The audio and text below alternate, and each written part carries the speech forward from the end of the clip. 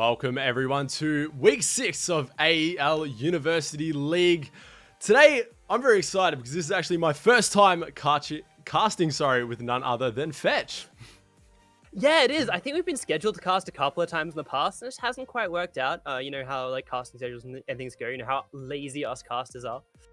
That's fair, yeah, and it's always good. It's always good. I think I've cast with most people in OCE so far, and just checking everyone off the list as we go on. Today we got a very nice, exciting game. We've got the New Boomers from UON going up against the Southern Cross Yellow, which right now we're going up against an undefeated team, against a team who I believe right now is sitting 7th in their pool. Yeah, it's a bit of a rough. It's a bit rough thinking about like kind of this is an upset game or potential upset game, given just how much of a difference there are in the scoreline. We have seen some weird stuff in Uni League. There are some teams with like stacked with pro players which have been knocked down to lower bracket really early. Not naming any names there, but I'm sure our veteran viewers know exactly what I'm talking about. But anything could happen. But realistically, I think you're right. It's going to be a pretty one-sided series, but we'll see what the underdogs can bring. Yeah, it's always good. University League, I assume most of these people are playing with their mates, playing with their friends. So very good to get involved. I have seen a lot of improvement with my time with AEL. I've also done a little bit of the high school league work as well. And over the course of the entire tournament, you do see these teams play a lot better and just individually improve, which is really good. And I think it's the whole point of AEL University League. So yeah, I'm really excited to see. I haven't seen too much of the UON New Boomers team. I do know them outside of AEL, but I have casted so far Southern Cross Yellow a fair few times and definitely seen them improve over the few weeks that I've been involved with them. Yeah, and you're absolutely spot on with the improvement. We always talk about it as grassroots esports. These are the players who wouldn't traditionally or possibly play in these sort of leagues, wouldn't enter tournaments, but they might be like up there somewhere on the ranked ladder. Some of them maybe not even that high, but like with that extra tournament experience, it can push them to keep going, maybe keep practicing, and sometimes see them pop up, in amateur tournaments, things like that, and really see them improve. And it's really fantastic. I'm so glad to see, the players in Southern Cross really doing that, and especially as Southern Cross isn't one of the universities we see all over the place in terms of esports. Your QUTs, the likes, UQU for a while were just so like everywhere. So it's really good to see them kind of step through, and you can't expect them to come in and just demolish these established teams and established unis. So again, I'm kind of just interested to see how we're going to go. Yeah, well, if I am not mistaken, I do believe UON New Boomers do have a sub in today, so that might also play into the strengths of the Southern Cross Yellow side. But you're right, and obviously AEL University League, they do offer so many other esports as well. So great scene to get involved in for all unis anywhere, whatever game you like playing. Go check out AEL. Might have a spot for you. We're just waiting for a few players to join the lobby, and I got to believe when we are talking about this game, I do think it is going to be a one-sided. I know this UN Boomers team has been playing a lot outside of AEL League as well, but I have seen Milkman pop off, and I'm going to be honest, they've been a very star player for their team, I would say. So I'm hoping to see a few good plays out of them, and hoping to see them on the board and really make this series competitive. Yeah, that's it. And I mean, like, I know that there are some people in, like, especially the upper echelon of competitive scenes, when you say, hey, they made it close against the top team, they just give you, like, the thumbs down and are like, get out of my face. But realistically, in these sort of situations, like you say, it often is, like, a bunch of mates against players who do run these sort of tournaments and things like that. So if you can take even a game of a team like that, who is, as you said before, you cannot be understated, undefeated, that's so huge, Bringing it back down to earth a little bit, I do expect it to be the 3-0. I think we were talking about this a little bit earlier. That is the expected prediction, not meaning to like kind of burst anyone's bubble. But geez, if we can see Southern Cross put up a good fight, I'll be more than happy with their performance. There's one thing that I always love, and this isn't any competition. This has happened in sports. This has happened in esports, is the undefeated curse. If you go into playoffs undefeated, I've got to say, I think most teams don't come out on top there. So maybe going undefeated in your pool isn't the best way to go. I've seen it happen many a times to myself and teams that I know in basketball. I've seen it happen plenty of time in esports, where this team that just is undefeated, doesn't really get that taste of defeat, goes into playoffs on a little bit of a high horse, and I just have never seen it really work out for them, in the majority speaking. Yeah, I get exactly what you mean. I mean, hey, maybe it's worth dropping a series, but it depends really on the teams. I definitely do agree with you. I guess if you kind of also depends on the finals bracket, you know, things like that. Like sometimes that happens to teams, they just get knocked out round 1, get sent down to lower bracket when it's double elimination. They have an all right time there. But yeah, you really don't want to be running, kind of running that risk, huh? So yeah, maybe if you've secured top spot, maybe take it a bit easy for a game. They are running a substitute, like you said. Last week, we did cast a team with a substitute though.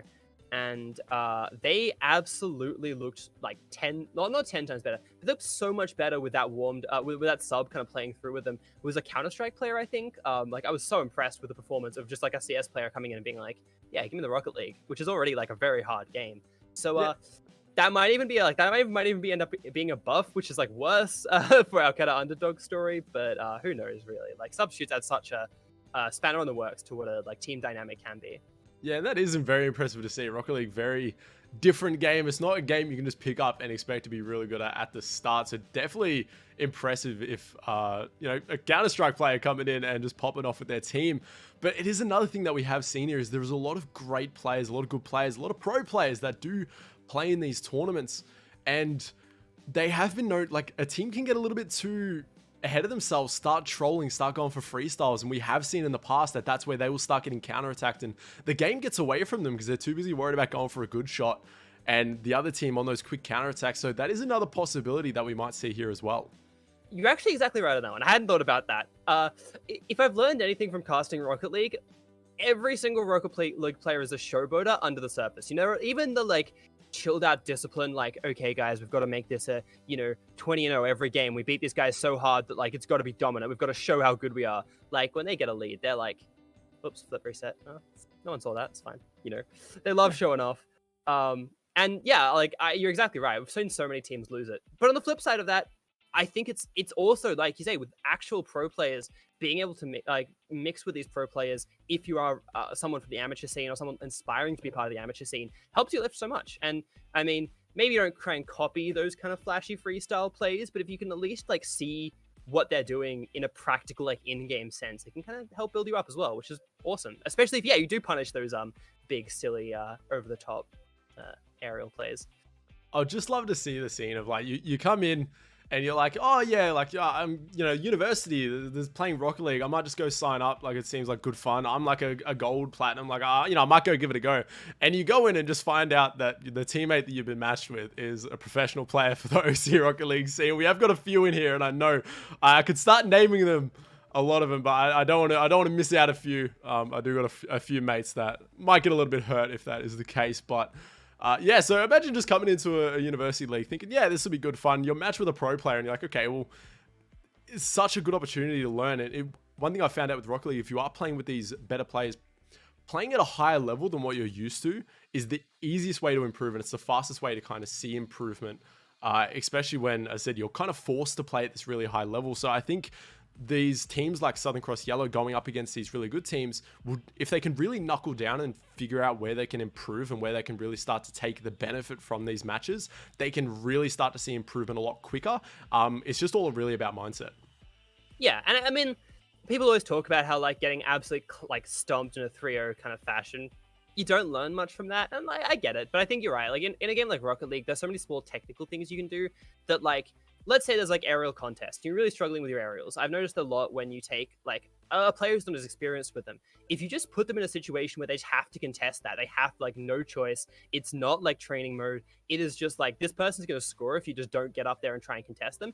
Even if they miss like 50 out of 51 of those, that one they're going to learn from so much. And even those mistakes they're going to learn from it. It's like one game of difference can mean like the equivalent of like 20 games experience playing at your level. It's so ridiculous. Like, we're not sort of saying this to like hype it up or to give any context. It genuinely, I think it's so fantastic.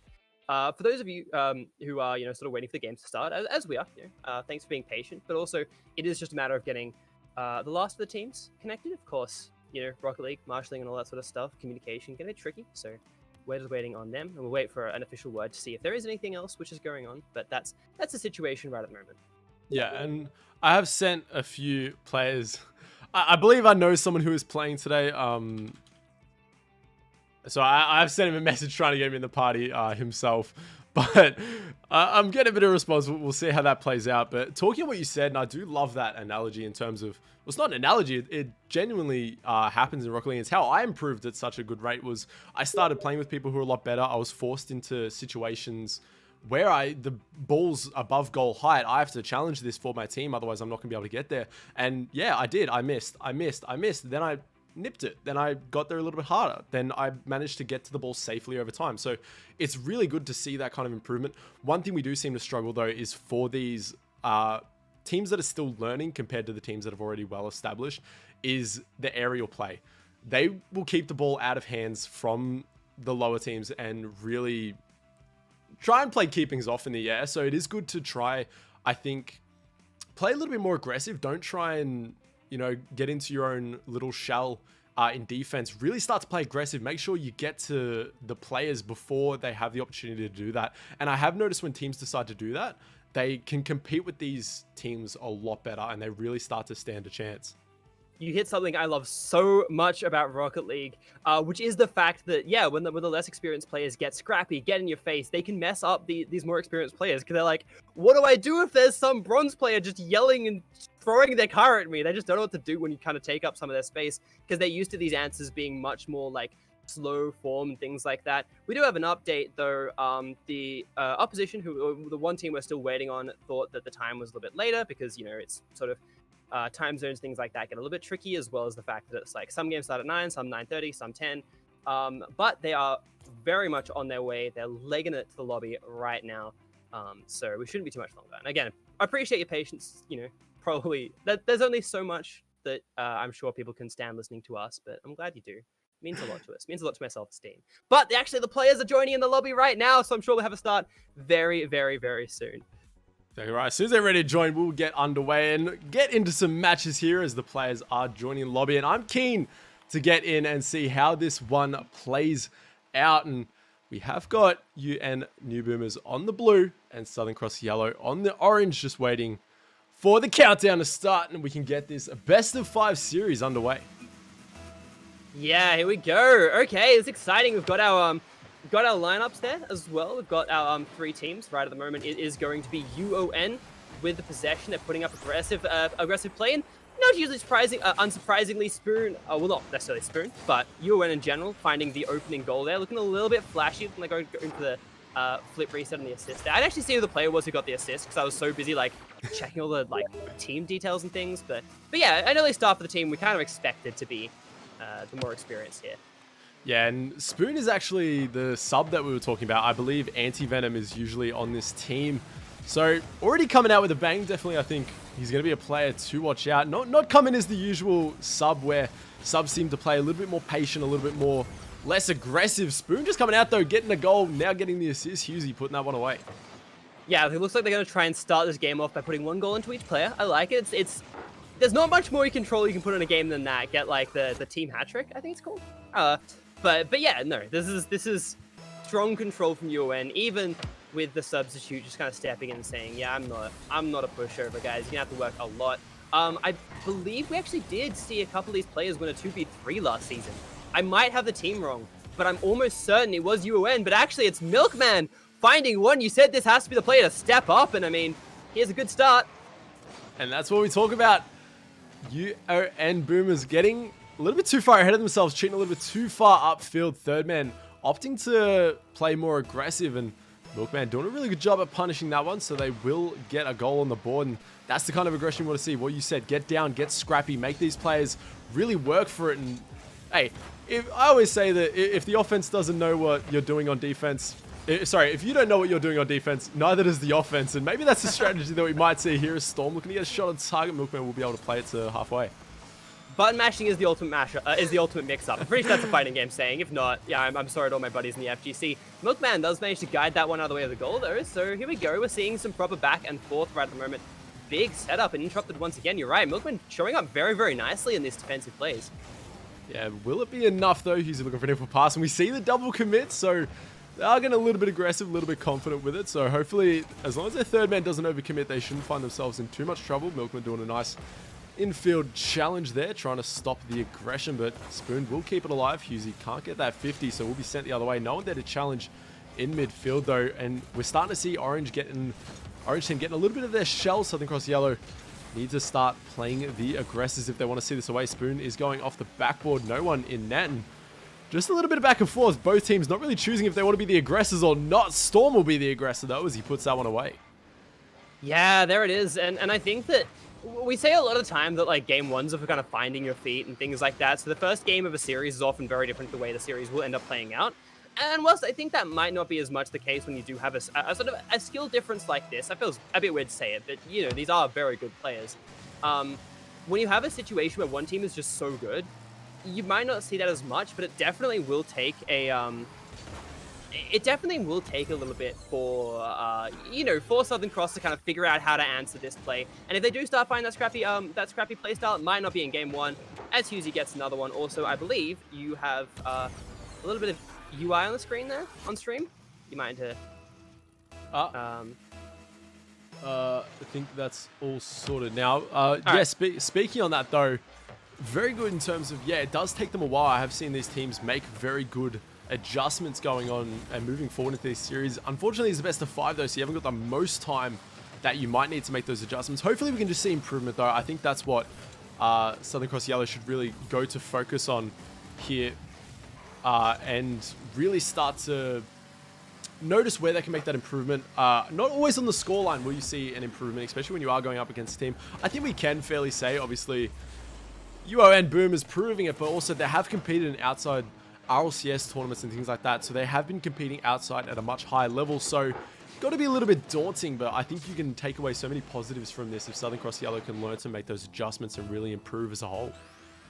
Yeah, exactly. We kind of talked about it a lot before the game was started while we were kind of waiting for the players to get in. But realistically, it is those adaptations you get from playing against teams who are this good. The patience here was quite good on the defense, but they still have to make this contest work. Just about almost do it, but Husey just managed to find it bouncing across the line. We've got a 6-1 scoreline, and it's starting to look a bit one-sided in this first match, but I don't think that's a huge surprise. Yeah, you know, Husey LFT, I don't know why he's still LFT with the dominant display he's putting on this, and has been putting in to AEL. Still looking to get that another goal on the board, maybe make a little bit of improvement here, try and get that second goal here. Storm though, he's going to go for a flipper. He's set, couldn't quite put it away. Husey is there to finish, and right now I think Southern Cross Yellow just seem to be panicking a little bit. Yeah, that's it. It's intimidating to play against these teams. Even at top levels, you know, we see sort of like the number 1 ranked teams scare like levels, the number 6, 7 ranked teams. They can get in your head. And like at this level, it is very understandable to be a little bit shaken, a little bit intimidated. But you know, there's nothing to lose realistically. Like if you're coming against a team like this, there is so much expectation that you're going to drop the series. You may as well throw something out there, and that's what we'd like to see in the next game. Because I even think a really good team could sort of pull this one back with 2 minutes to go and a 7-goal deficit. Yeah, I don't think a 7-goal deficit has almost ever been brought back. It will be interesting to see if that actual stat though is what is the biggest scoreline that has made a comeback from. I don't think 7 goals is quite going to do it, especially how they're still staying on that aggressive end. And yeah, I definitely would like to see Southern Cross Yellow. I believe that they're starting to panic in terms of they're just double committing in net and forcing out these little touches. I think their best bet is to really kind of let UON go for these plays, make sure they overcommit, make sure you keep rotating defensively in net. Notice when that third man has creeped up a little bit too far, then go for that big boomer that we saw Milkman make earlier in the game to get Southern Cross Yellow their first goal. But a minute 39 to go. I think right now you just wanted to keep this at a stalemate. You're not wanting to let it get any more out of hand. And ironically, Big Boomer is actually the internal name of the UON like MVP award. So you know, good little wordplay there. I knew that as well, totally. Oh, I was just being silly at this point. But yeah, there we go. There's Milkman getting the score, breaking the score. Didn't want to go down 8-1 for personal reasons, I'm sure. But yeah, we go. Another goal on the board. I think UON definitely like kind of taking the pressure off a little bit, taking the foot off the accelerator. They've got a comfortable lead. They've got a comfortable window. But yeah, that's kind of it. At least Milkman gets one back, starting to get some score on the board. And at the end of the day, maybe that looks like a better sort of get for saying you can put goals against a team like this. Maybe it looks good for your prospects if you're looking to move into tournament play elsewhere. But who really knows? Yeah, well, you know, that Big Boomer award, That's going to Milkman for me. Definitely, I think he's the one that's going to take it. He's got my vote. As he's looking to put another one on board there, he's going to be able to save that one away. And that's what we talk about the aggression. Milkman's just playing his game. He's not letting the other team really distract them. Although, coming out firing and they're not looking to let up anytime soon. Yeah, that's it. They really just want to kind of keep pinging those goals in. And I think the rough part about this game one, the really rough thing, and it's something which every Rocket League player kind of knows, everyone who watches Rocket League, is that the more goals are scored in a game, the slower the game is, right? So replays and things like that. And even just like the pausing between goals, even if you're not watching replays. So if they keep slamming goals like this, if UN just keep finding the back of the net, it's just going to do more and more damage to Southern Cross's mental. Because the game's just going to go longer, and you're going to get stuck in this like 7-goal deficit for just longer and longer and longer. So, Rocket League can be harsh like that, huh? Yeah, and it's not what you want to see. There's another one on the board there. It's not what you want to see, especially when you're just kind of wanting to go next. You want that next game. You just want to brush this one, throw it away. And goals like this keep coming out, which, as you're right, does slow down the play. And really, one thing I've noticed, and even when it's two extremely well-matched teams going up against, I was casting Pro Play last night, and the same thing, two even teams going against each other.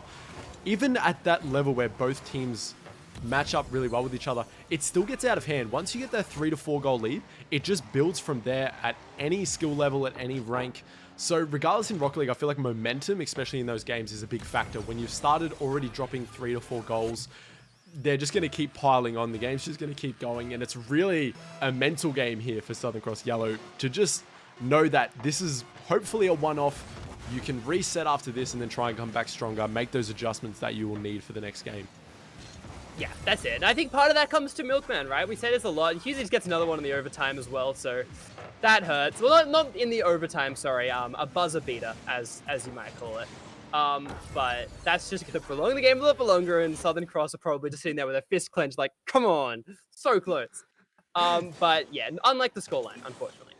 But you're right, like Rocket League, so many quick decisions, so much like faith in your teammates, so much mental stress there. It takes like, you're sort of captain for the team. And I know a lot of teams don't have like a formal captain, but like for Southern Cross, your most experienced player, if you have a coach, that's great. But if you don't, that experienced player, that star player, to kind of give them a pep talk and be like, hey guys, yeah, we're the underdogs. Yeah, we kind of knew it. We knew this might happen going in. Let's give it our best in the next 2 games. Show them, like why we're here, why we qualified, like why we put our names down and, leave our mark on this series. And that's what it takes, right? That's what it takes to kind of reset that mental. But it's something that someone with experience can do.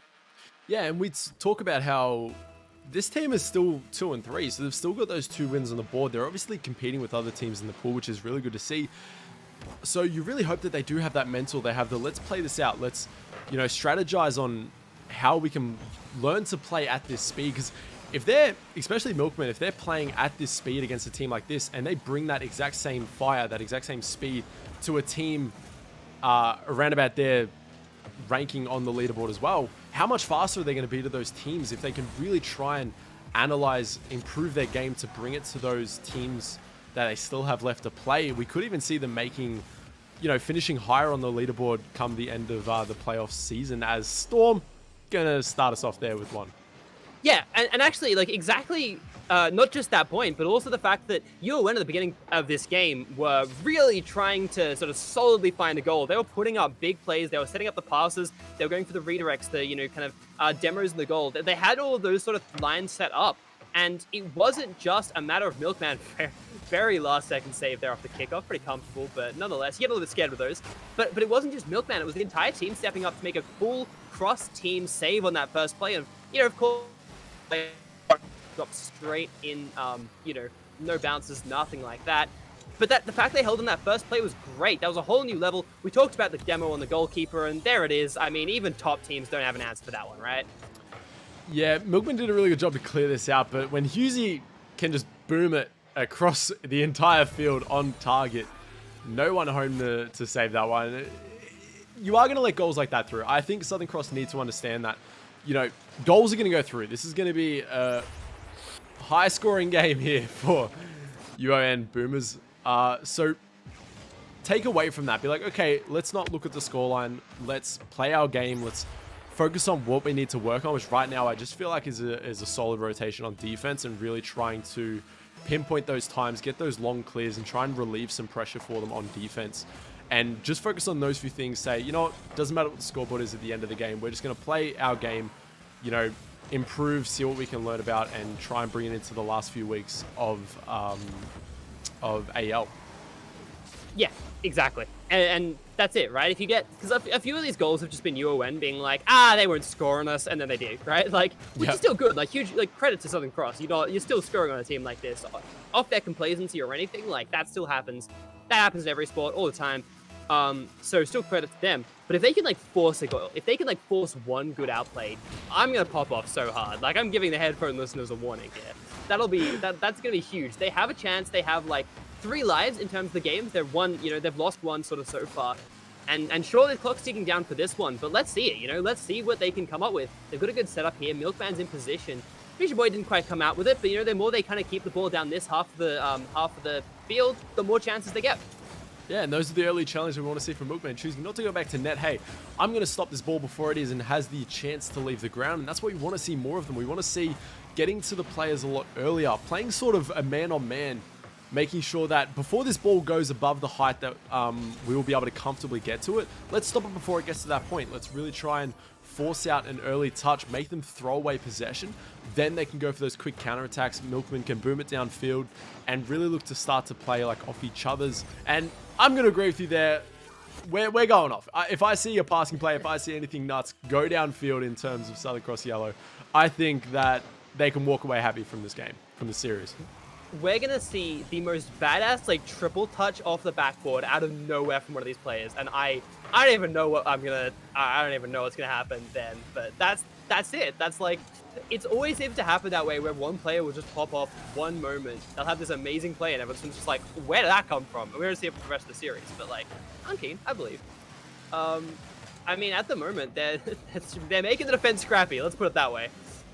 Yeah, unable to get a goal on the board, but the more goals are being put on the board in the other direction. Right now, it's already 6 goals, well above the average that they got last game. Milkman aren't able to get that touch. And I'm going to be honest, touching on what we said before, I know I said it's not 100% a good idea to start freestyle and get away from yourself, but look, Storm, Husey, I know what you're capable of. I need to start seeing something as well. I need to see a flip reset. I need to see a nice backboard angle.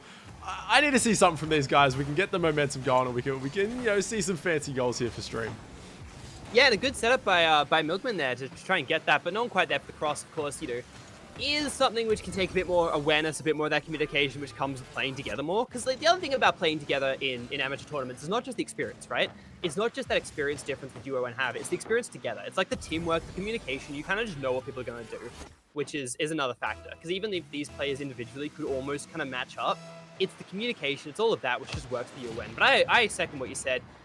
If you're going to freestyle, 7-0 up is the time to do it. Yeah, I think you've got a little bit, we'll call it a little bit of leeway, we don't want to, don't want to give away false hope. A little bit of leeway here to go for something, especially our just very dominant on the ball and not too much there that anyone can do as they do find their 8th goal.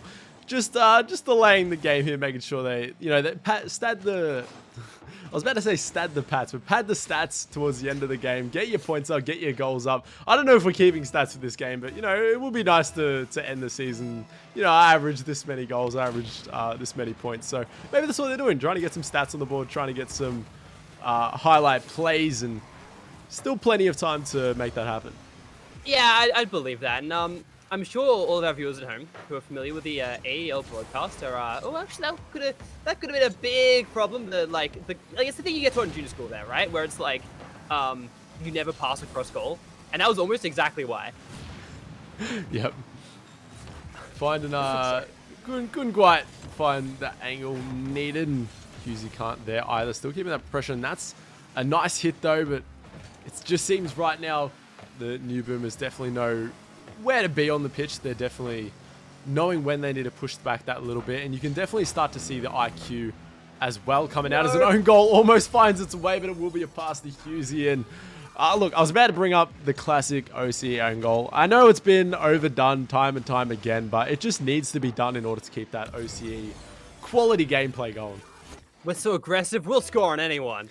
Okay, the segment which I think a lot of AEL regulars probably were dreading, and they were hoping, well, it's not fetch and form in the car, so maybe we're safe for a second. Best dressed award. Just putting it out there, I love the fact that Mark is rocking the Spyro gem, you know, like the red gem from Spyro. I don't know if that's exactly what it is, or if it's just kind of looks like it, but I think that's classic. I've never seen that topic before. Hey, it's all about matching here. He's rocking.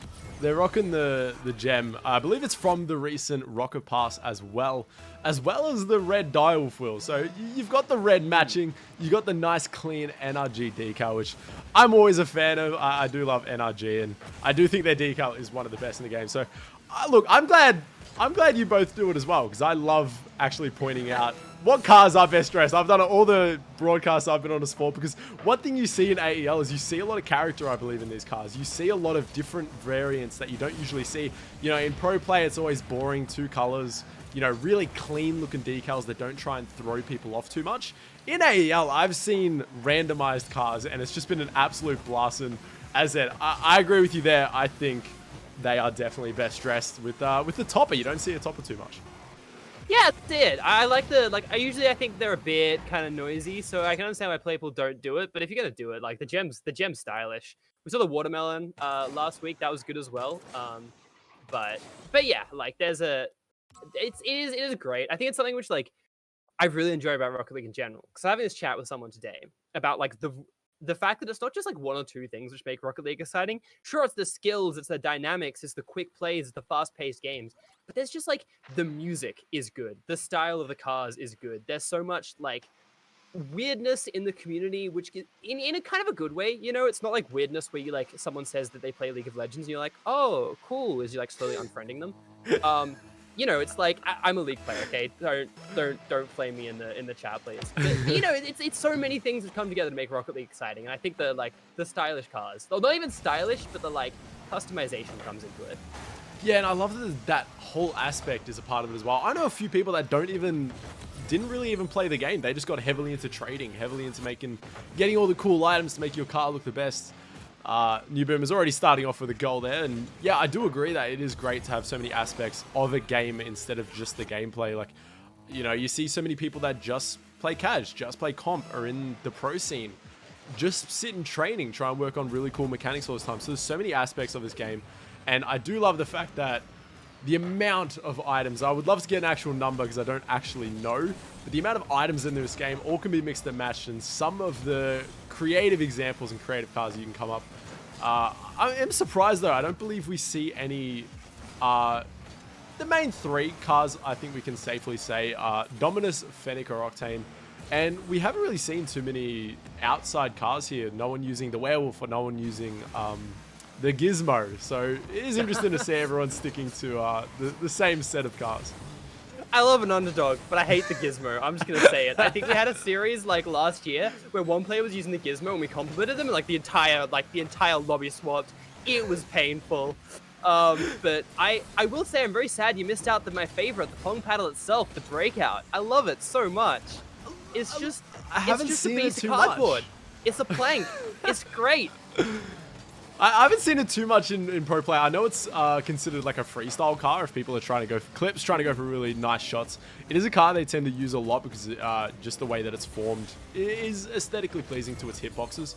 For those of you who don't know, all different types of cars have different hitboxes, which can determine certain things. I won't get too much into the nitty gritty, but a few cars have the same hitboxes. I'm going to be annoyed at myself. I'm going to be honest. I thought you were about to call me out on it, but you ended up not doing it. I missed the Ripper. There is a Ripper on the field, and I absolutely love that car. All right, let's hear it. I thought you were going to go a different direction, but all right. The Ripper, I think everyone gets it now as we did go into free-to-play, but Fisher Boy rocking the Ripper with some really nice colors.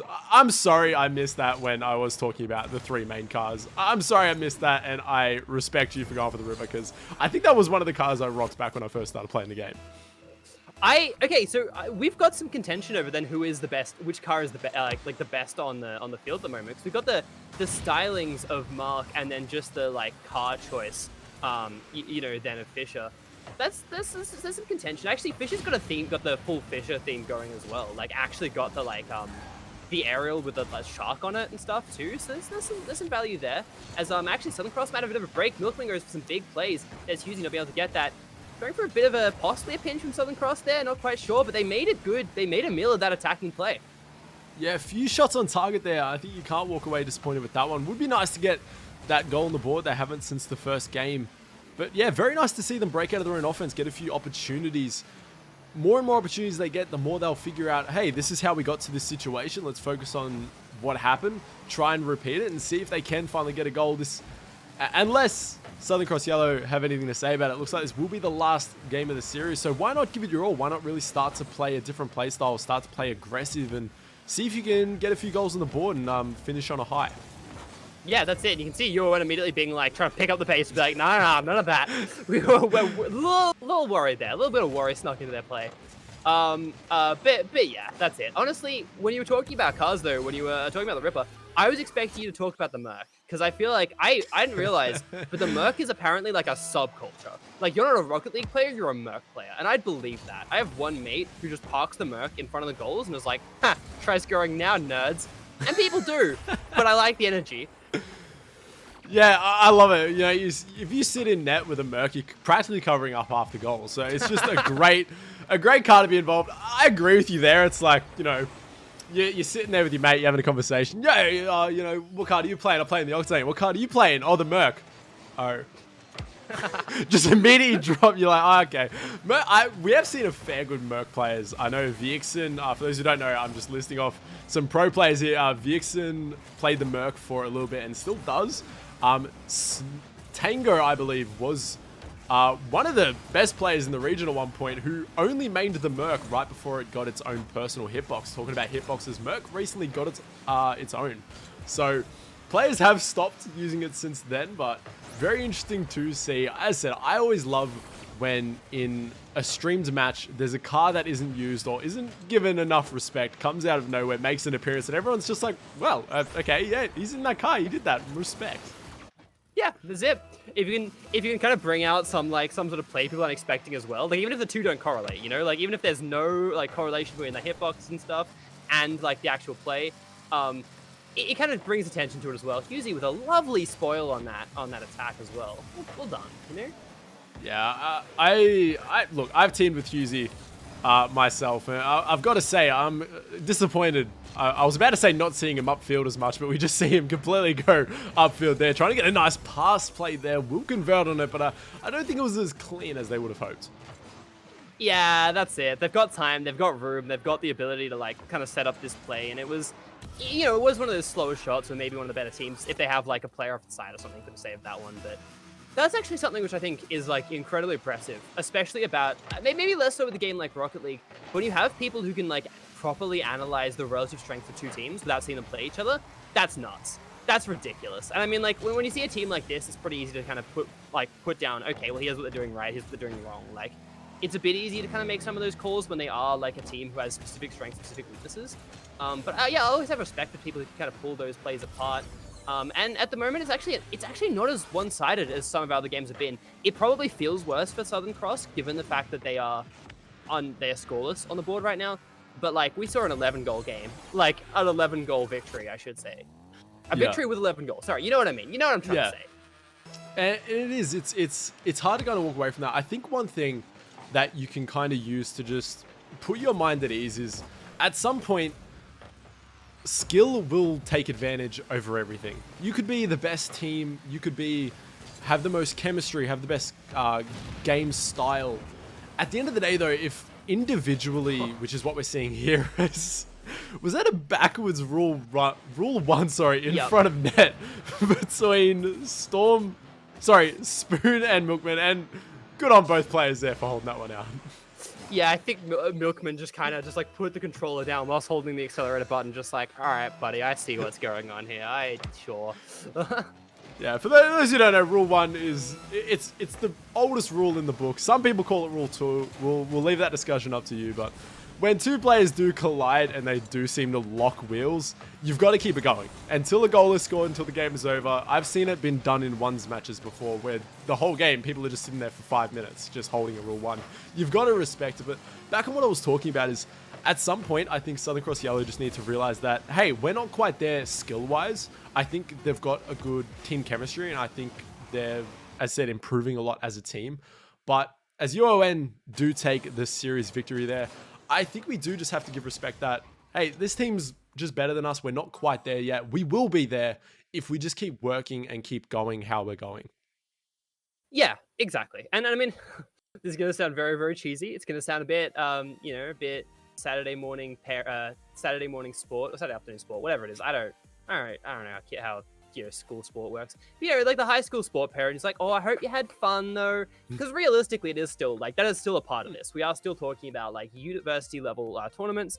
If if the players aren't enjoying it, that is a bit of a loss for us as people who are helping to put on the helping try and contribute something to the tournament scene. So hopefully Southern Cross had a good time. But obviously, I'm sure UN had a decent time with themselves as well. You could tell they're having a bit of fun towards the end.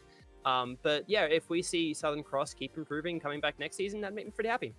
Yeah, and one thing I do want to mention before we cut to a break is talk about US sports is the huge difference is usually, I'm a basketballer, so I'm just going to use basketball as an example. Age is in terms of NBA players, 19, 20, 21. High school players, 14, 15. There's that age difference there.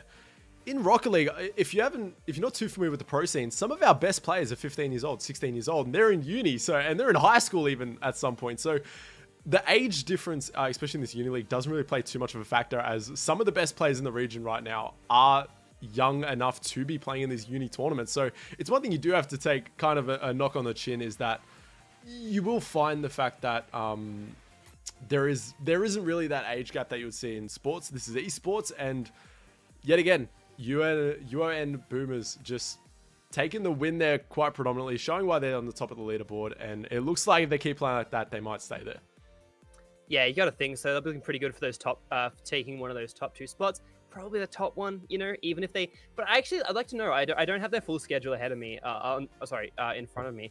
But I would like to know how many games they have, and even if it's even possible for them to be knocked out of their spot in their top two spot in playoffs. But looking at it realistically, it's hard to see them getting knocked out of the top one spot at the moment. But let's see how they go. I mean, you don't want to get complacent as the season goes on, because that is how you get those undefeated curses we talked about at the top of the broadcast. That's a payoff for anyone who's been sticking around with us, which we greatly appreciate. But like you say, we do have to go to break so we can get our next game up and running. Yeah, and you might be thinking, what do I do? You've probably seen me say this over and over again. What do I love to do during a break while I'm waiting? You got 5 to 10 minutes, perfect time, get some chat time, get that in, get nice and refreshed so you can come back strong, waiting for that next series to start. But we will be back after a short break, get that next game getting to you, and we'll see you all then.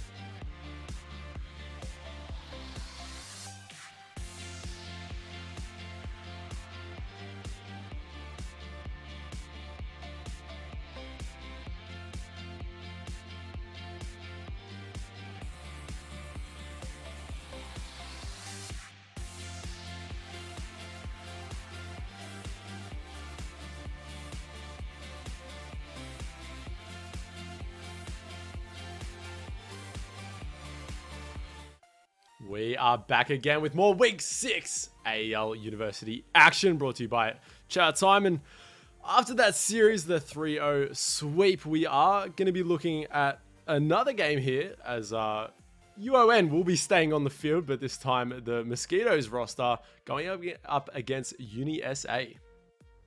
Yeah, that is it. We've still got, like, again, this is going to be, we were kind of talking about a little bit before the game. You know, we're excited, we're ready to get into it. But it is going to be another one of those games where we've got an undefeated team coming up against a team who's sort of sitting middle of the pack. But you mentioned having a bit more faith in the Mosquitoes to kind of make this one a bit of a fight. Yeah, I'm just looking off some of the players' names. I definitely know that this will be hopefully more competitive than the series that we just saw. And so far, Mosquitoes have only played 3 of 2 games. So who knows? Those 2 losses might have been against 2 other really good teams. So I don't think we know exactly what to expect for them. I will be saying that I do know the Uni SA team as I have played a lot with Morse, and I currently do team with Backtrack, so I'll be making sure that he's definitely rotating properly and playing the game properly. So knowing what I know, I'm just going to say that I think Uni SA will, but I definitely think the UON Mosquitoes will give them a run for their money, depending on how they're playing for the day. Yeah, all right. I mean, you know, it's Rocket League. Like, single decisions can change entire series, quick to thinking, things like that. So really anything can happen. I'm sure people probably think that's a very cheesy line, and it is, but too bad. That's not the one I'm going with. But yeah, I'd be keen to see something, some kind of upset, some kind of fight, a close series that we asked for.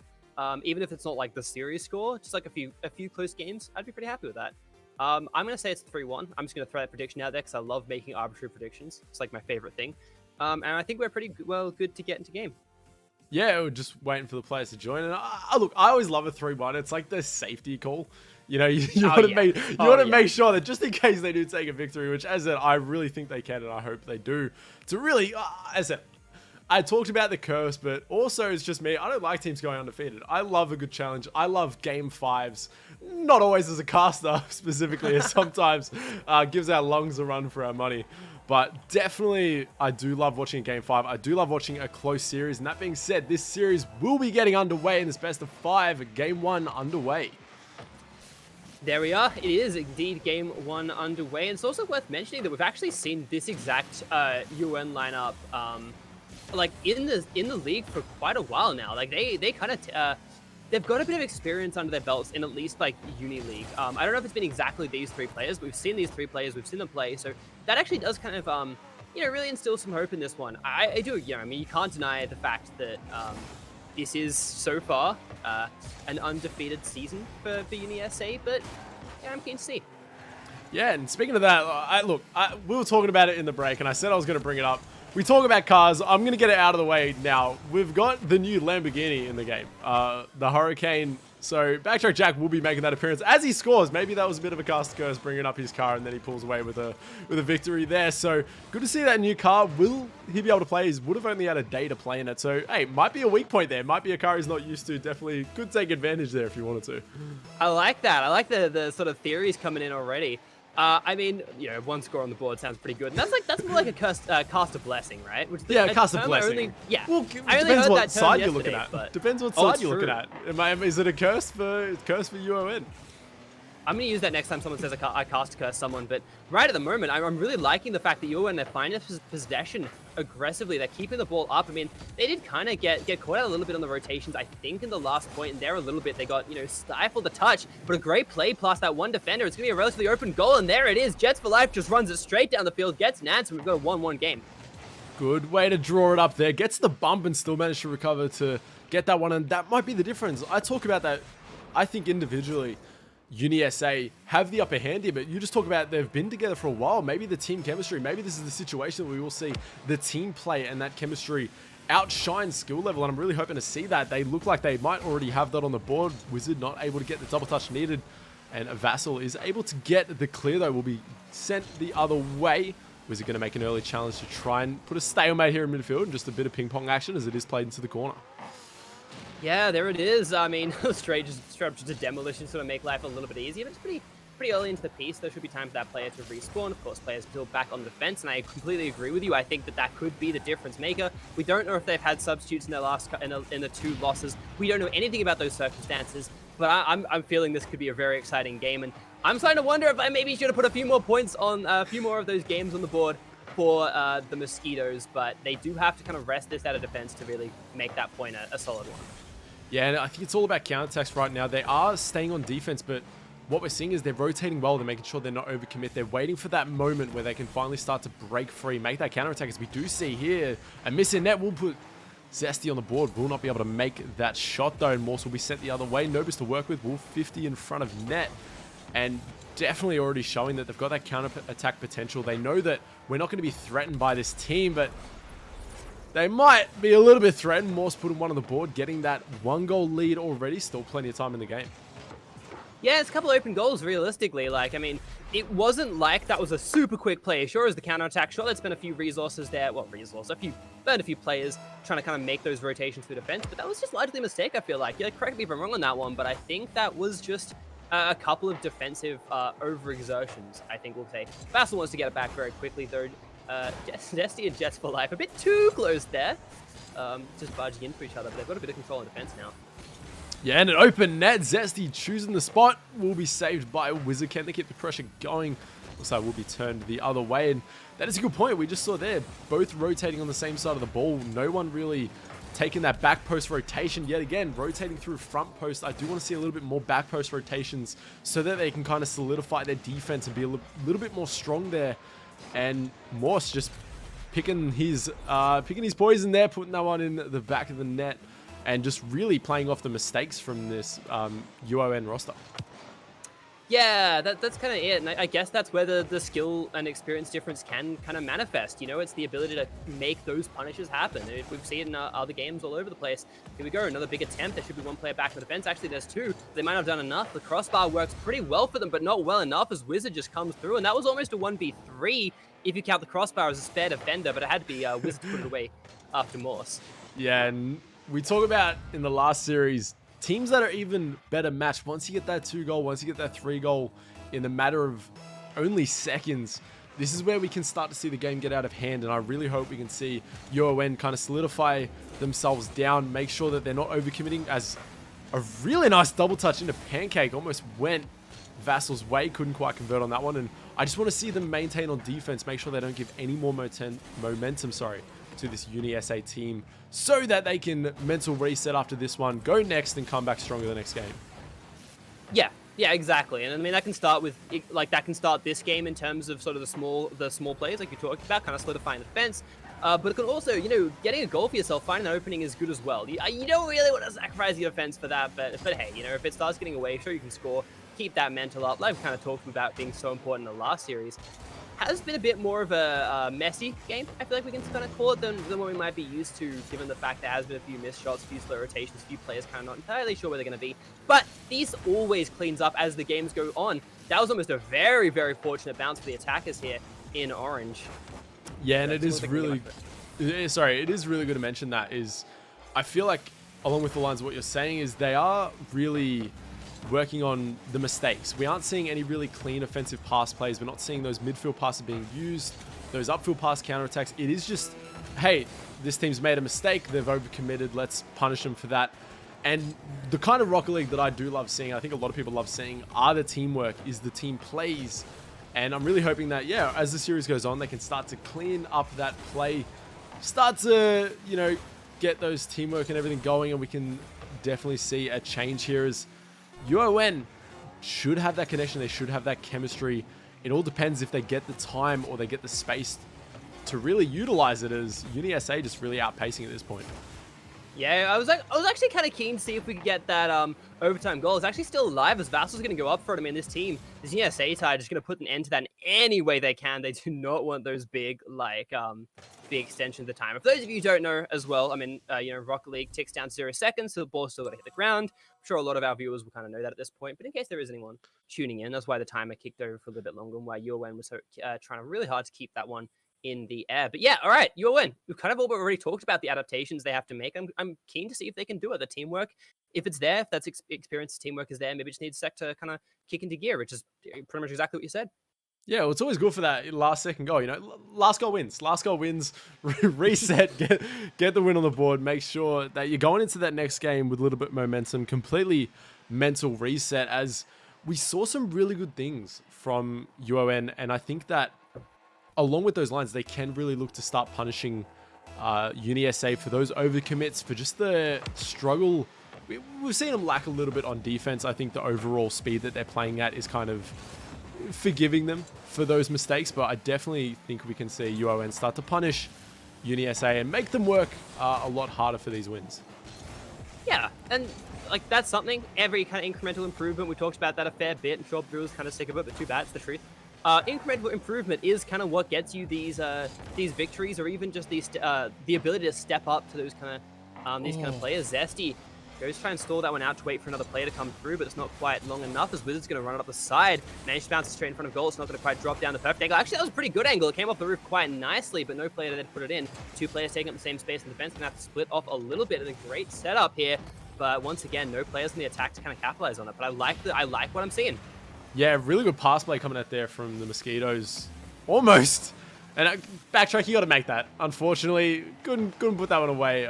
Tough angle to really trying to challenge that with the speed that he was going. Trying to read the play, and we have seen Mosquitoes just break out of the defense. Had some really good passing plays, good counter attack. So they've definitely got it. I think the more that they warm up in this series, we will start to see the completion on those plays. But best of 5, already one game down. You're not going to give yourself too much time. You don't want to get put into that reverse sweep situation. You want to take this game, even it up, and then, you know, give yourself some momentum going for the rest of the series.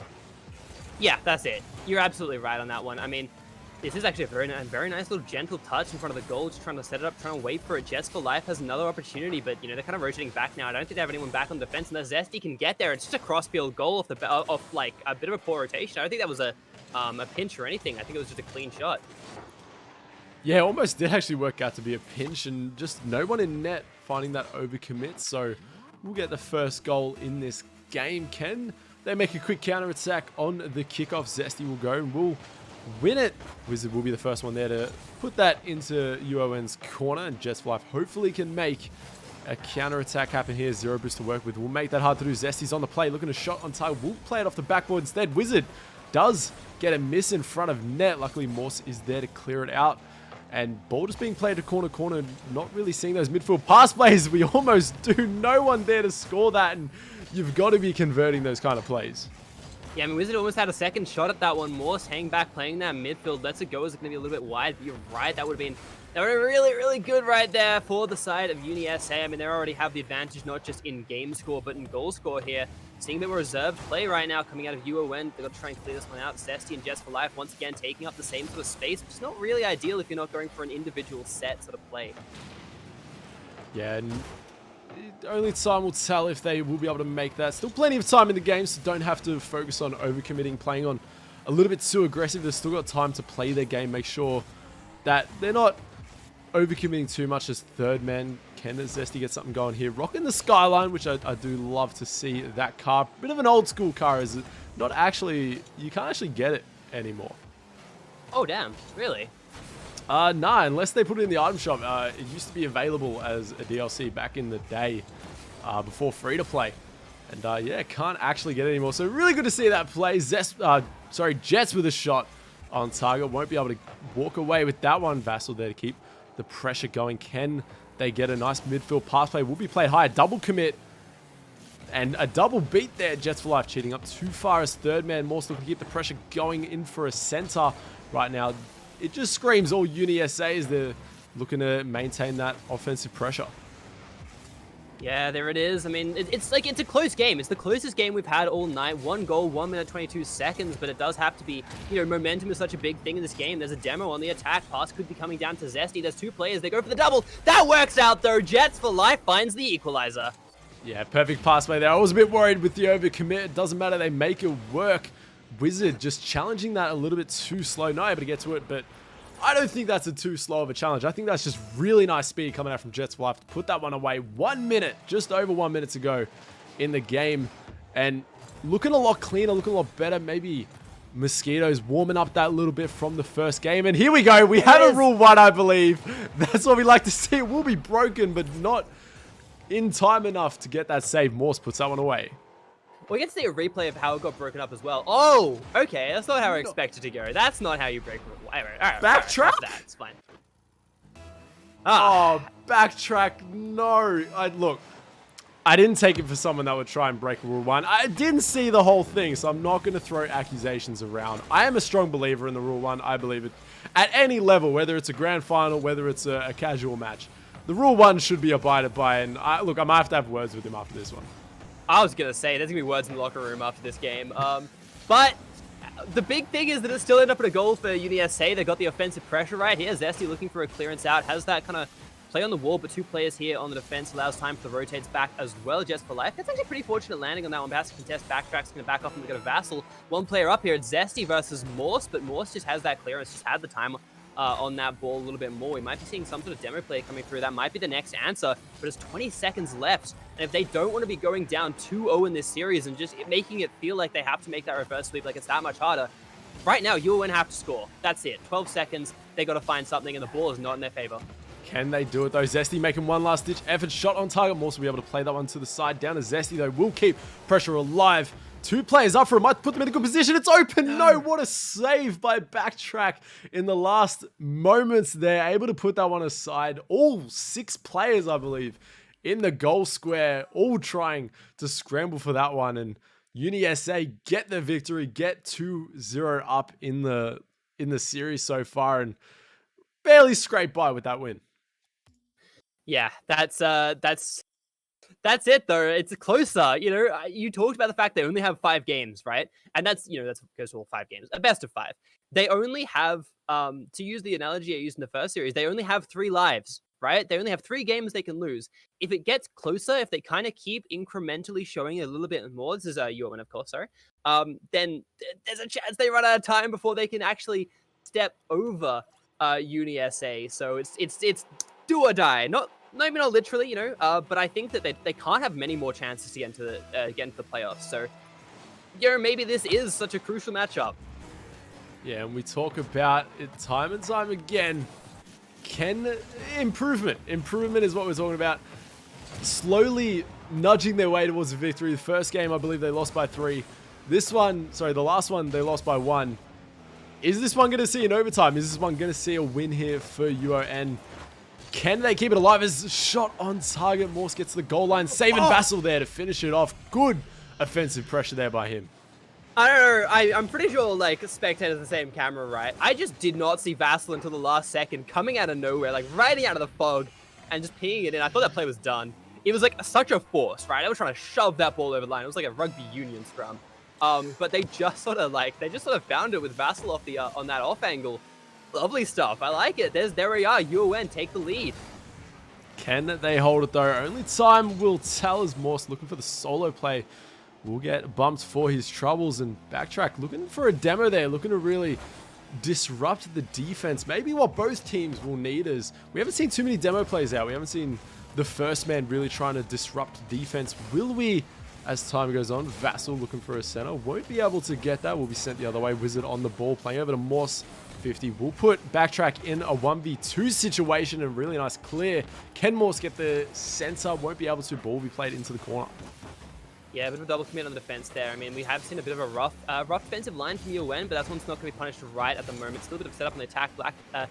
Backtrack. Oh, wow. That was actually much harder than I thought. Your mate there trying to get a good kind of effort to keep the ball alive, but right at the moment, it is kind of in that no man's land. It's going back and forth. Jets for life gets a bit of a break. The one player to step up and score a goal in the last series. Not going to make it happen again. Backtrack does keep the ball alive, at least in their possession, but it's not going to be there for much longer, as the attack for UON is going quite strong here, but they need to find an opening. Yeah, good boom downfield bit there by Jack. Play off the corner. Vassal in a good position to throw that one to the side, and hopefully Zesty can get a nice pass downfield. Vassal is there. Can they find it on target? Just often on top of that. Jack is there to play to the corner. Zesty going to keep it alive. Shot on target. Can't quite catch a break. The defense from Uni SA coming out too strong. Can they break this defense? Can they put one on the board? Not that they need to though. They have got the goal lead, so they can choose to just keep this aggression, make sure they don't overcommit as third man, and really start to, you know, wind down the clock. Keep the ball high, keep the ball out of possession here for Uni SA and look to run down the clock and take the first game in this series.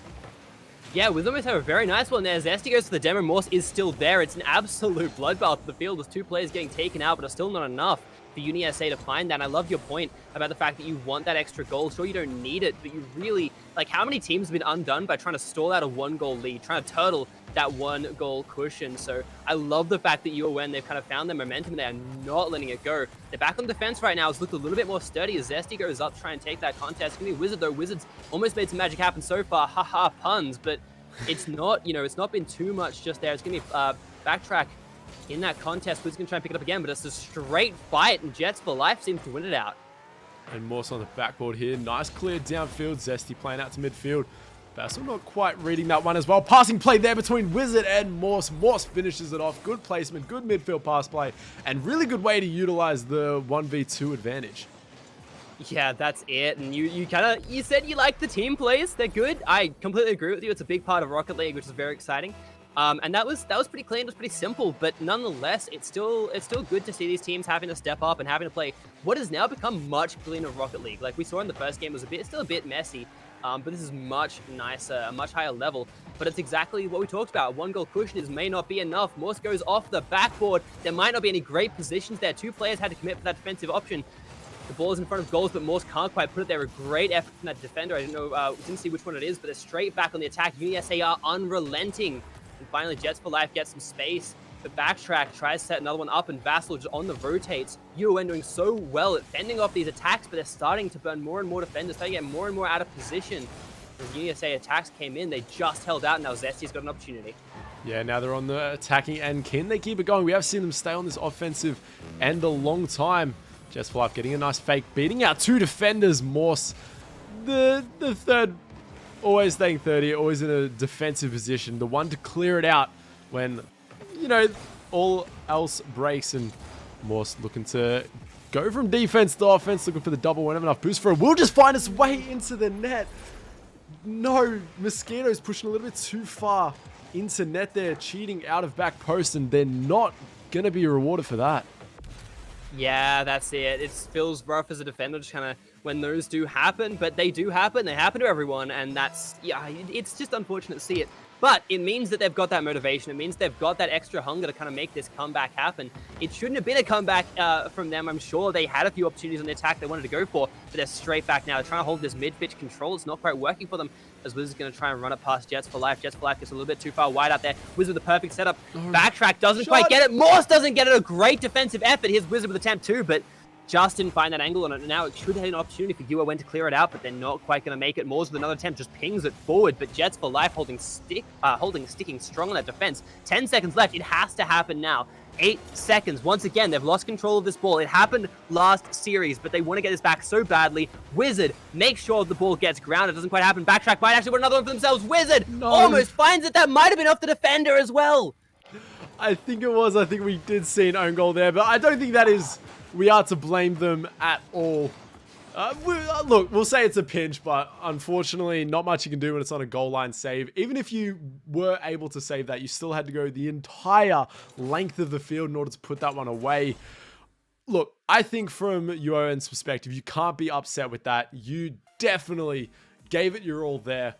Great showing. I think at the end of the day, the skill level from Uni SA just really pushed them through. Yeah, absolutely it. I like the showing from UN though. I do like the showing. I love seeing the Mosquitoes each season. Like the fact that we keep seeing them, they keep putting on good games for us, and the fact that series, like, it was like 3 kind of different tiers of play each game, to my mind, and I think that's really exciting. So I really props to the UN team for putting up a performance like that. Yeah, and it's exactly what you mentioned. Is it started out very scrappy, and then as they warmed up, as the play went on, we did start to see a cleaner play. We did start to see passing plays, a lot better rotations, which was, it's better Rocket League to watch, and it just puts on a better show for us. Every player really giving it the role, and I think the series scoreline doesn't really show how close that was. That being said, we will be going to another short break while we bring you some more Rocket League action. We have got one more series for the day, and it is going to be a good one, so stick around, and we'll see you all in a second.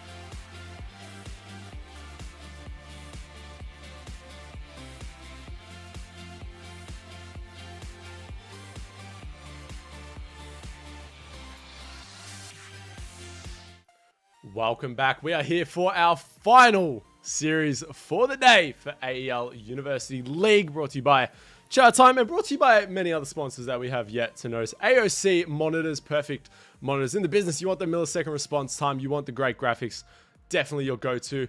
Indomie noodles, perfect instant-ready noodles for those long gaming sessions that you want to really, improve your gameplay and last out those long hours. And on top of that, rig headsets to gain the upper head.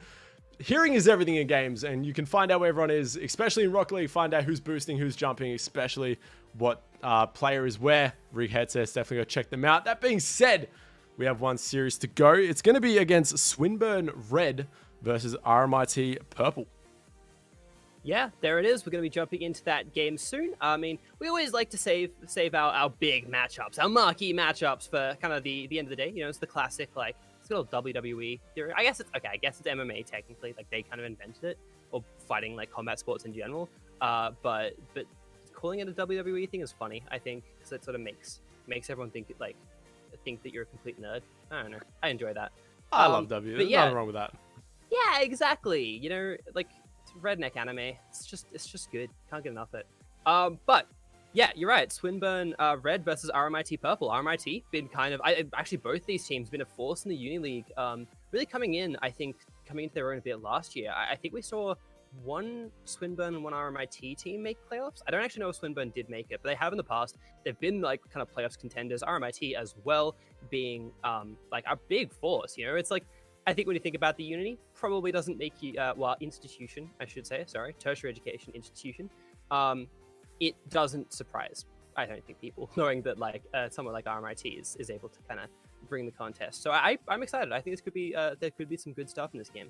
Yeah, we've got Swinburne Red going up against RMIT Purple, and this isn't the same bracket that we did see with the Group A with the UO and New Boomers. So we're actually seeing the second place in that pool play out now, going up against fifth place. So it should be good. So we'll get underway in this game. I will quickly share it with you. I did forget to send you that link. So we'll get underway right now as looking to get some great games going. I think this will be a close one. I definitely think it has that possibility as we do get underway. And I'm very excited to see how this goes. Almost starting off with a goal. We will actually start off with a goal here. Swinburne Red taking the first one in the series.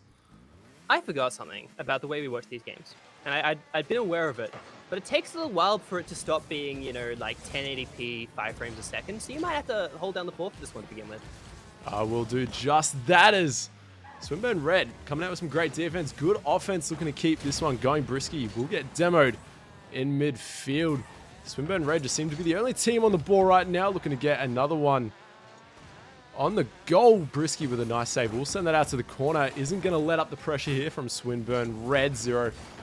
Keeping it going straight away. Good rotations coming out here from Swinburne Red then, making sure they always have a man back, but it's not going to be enough. As I say that, classic caster curse.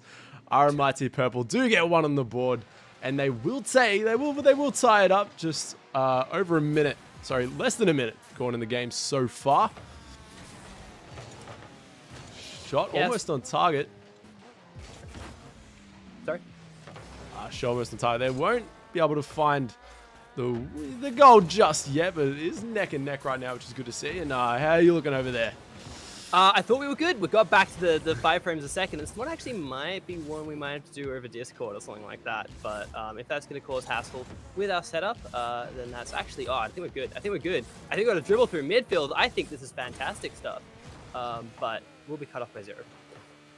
Shot on Saga will play off the backboard. And... trying to get on the goal, I think both teams really trying to feel each other out, making sure what they're dealing with here. I don't know how often these two teams have versed each other, but it's always good to spend the first game really knowing, how this team plays. Is this team going to come out overly aggressive? They're going to come out overly defensive? What kind of play style do we have to play in order to match with them here? And aren't going to find a goal here. Still going to be neck and neck in the midfield. Daxstar looking to make something happen for his team, but won't be able to as Brisky's going to clear that to the midfield. Yeah, still the pressure being put on right now. It's coming in aggressively. This kind of lockdown on the attack is looking quite nice. The ball's bounced right in front of goal. It's quite slow. Zero tries to get it, and there it is. There is our tie, not quite our tiebreaker, but it did technically break the tie. I would call that one. Is enough, however, to put Swinburne up in the 2-1. Yeah, and I love the neck and neck. I think looking at the two teams, I thought we were going to be in for a series, and already both teams having great opportunities, almost an opportunity coming out there from RMIT Purple, unable to convert that one. Finch will send it the other way up to Allers, won't find the connection there on that passing play, but it really seems like both teams have spent the however long before this game looking to warm up, looking to keep themselves going into this game at the best possible way they can play. Yeah, that's it. And that's like, you want to put the best foot forward in the first game if you can. A lot of the time, teams will use that first game to scout people out. We talked about it a little bit, but right at the moment, these teams going neck and neck. Goal advantage is still Swinburne, like we talked about. They got the ball for a little bit here. They're going to go short on goal. The defense is going to come in, but they haven't been able to break this attack just yet. There's a big shot. It goes just on the line, and there it is. As got a little bit of a slideshow back there. Yeah, 50-50. Coming out there strong, just absolutely muscling their way through to the goal line. Will give them that safety goal. Always good to have in Rocket League. We talked about it in the previous series. You want that safety goal. You want that relief that if you do let up, it won't be the end of the lead. Ella's looking to clear that out into midfield. Zero can't complete that play. Brisky will send it straight back into their corner. Good 50. Will send a high into the goal line.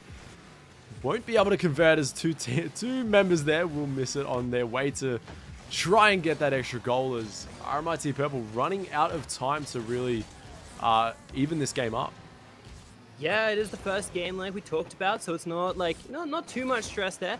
But they would like to kind of put that on. They'd like to keep that pressure going. 1 minute, 16 seconds left on the clock here. A contest on the side, and actually might have been a big one. And Scuttle does manage to wheedle this one away off to the defensive corner. Going to take a contest against Zero, who's just going to put it up on the board.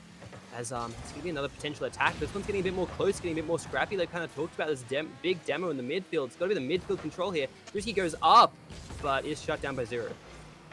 Yeah, and Finch is going to get a nice clear there. Pressure will be kept on. Allers with a nice clear down to Zero. Can they complete the passing play? Back down to Allers. Actually, very nice pass play. Almost finds its way into the net. Won't quite get there.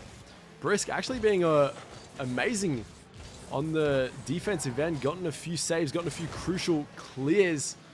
Not going to be enough, though, to bring their team over the line. Still time to go. Need to look for that shot right now. Can't quite find it. They're going to be able to clear the ball. Zero, spending it straight back. And right now, RMIT Purple just aren't able to really get a good look on target. Might get one last attempt, but no, will be beaten out by Swinburne Red. And not going to have enough time to put that one on. Almost an own goal. Luckily, they do play it higher, so it won't be on the goal line just yet. Shot on target. Will be put through. Gets an extra goal to add a bit of insult to injury, and they will find themselves taking game number 1. Yeah, there it is. I mean, it was the 4-1. That's pretty dominant right there. It was close at times, right? It's sort of like this weird thing to say in a 4-1 game. There are a few close calls and a few small things which were kind of the difference makers realistically, rather than it just being this like complete just skill walloping. But at the end of the day, still a 4-1 in the favor of Swinburne. They're still looking strong. They're still looking good. To possibly kind of run away with this series. RMIT Purple, they've got to make adaptations. They've got to make new moves. If you have any kind of thoughts on that one, I'd be interested to hear, because of course you had a slightly clearer look at that one, because with some of these pre-recorded games, it can be a little bit difficult. Yeah, well, just with the rotations there from Swinburne Red, definitely on point. They always made sure they had that third man back, first man attacking, second man playing a close role to really try and work together in order to make sure they don't overcommit, but also to keep that offensive pressure, make sure they always push back and force the team to really suffocate, use up all their resources. Really good. I'm just going to quickly go to a BRB screen right now so we can. I might Discord share it to you to make it a little bit easier. So don't think we're going away for too long. We'll be no less than a minute as we get this next game sorted. We'll be right back.